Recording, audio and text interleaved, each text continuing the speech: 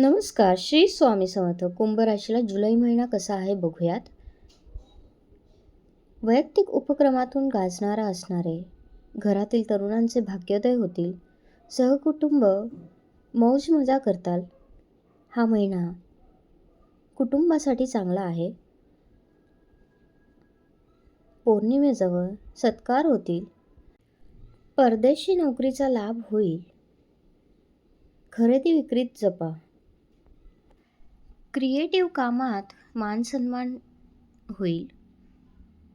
भागीदारी क्षेत्रात संबंधात काळजी घ्या. मानसिक ताण कमी होतील. परीक्षांसाठी आणि शिक्षणासंबंधात उत्तम हा काळ आहे.